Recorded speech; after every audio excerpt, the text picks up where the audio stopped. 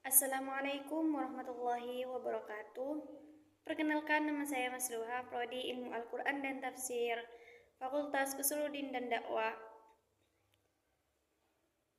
Universitas Islam Negeri Madura. Baik, di sini saya akan menjelaskan tentang sejarah penerjemahan Al-Quran, yaitu penjelasan yang pertama, latar belakang munculnya penerjemahan Al-Quran dalam sejarah Islam, di mana penerjemahan Al-Quran dalam sejarah Islam merupakan persoalan yang kompleks dan telah menjadi perdebatan sejak masa awal perkembangan Islam. Pada masa Nabi Muhammad, para sahabat tidak ditemukan bukti konkret bahwa Al-Quran diterjemahkan ke dalam selain bahasa Arab. Kondisi ini juga dapat dipahami karena komunitas Muslim pada periode tersebut masih terbatas di wilayah Jazirah Arab yang mayoritas penduduknya berbahasa Arab. Selain itu, terdapat keyakinan teologis yang sangat kuat bahwa Al-Quran sebagai kalam Allah memiliki keistimewaan linguistik yang disebut i'jaz Al-Quran, yakni kemukjizatan bahasa yang tidak mungkin direproduksi dalam bahasa lain tanpa kehilangan esensi makna dan keindahan bahasanya. Para ulama klasik umumnya memiliki sifat yang sangat hati-hati, bahkan cenderung melarang penerjemahan Al-Quran dengan berbagai pertimbangan teologis dan linguistik. Imam Abu Hanif, pendiri mazhab Hanafi, secara tegas melarang penggunaan Al-Quran terjemahan dalam ritual ibadah seperti sholat.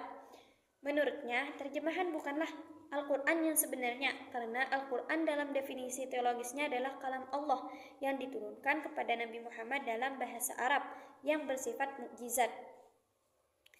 Imam Asy-Syafi'i juga menegaskan pandangan rupa dengan menyatakan bahwa Al-Quran hanya dapat disebut sebagai Al-Quran jika berbentuk dalam bahasa Arab aslinya. Pandangan ini mencerminkan kehati-hatian ulama dalam menjaga kesucian dan originalitas teks Al-Quran.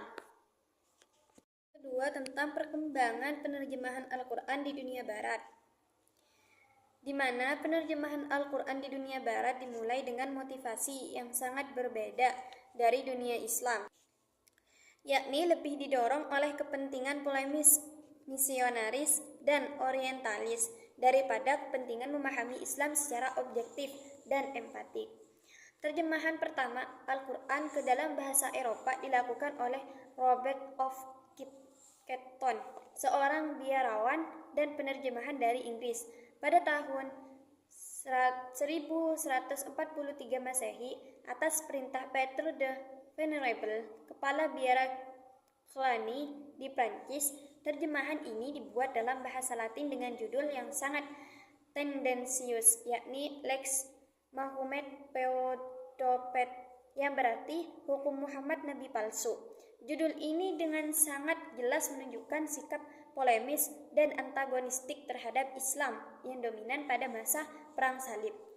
Peter the Venerable menugaskan Robert of Ketton untuk menerjemahkan Al-Quran bukan dengan tujuan untuk memahami Islam secara adil, melainkan untuk memberikan senjata intelektual bagi gereja Katolik dalam kampanye polemik dan misionaris melawan Islam. Penjelasan yang terakhir yaitu sejarah penerjemahan Al-Quran di Indonesia memiliki sejarah yang relatif lebih muda dibandingkan dengan dunia Arab dan Barat. Namun, perkembangannya sangat dinamis, intensif, dan mencerminkan kompleksitas sosial keagamaan masyarakat Indonesia yang sangat berulang dan beragam.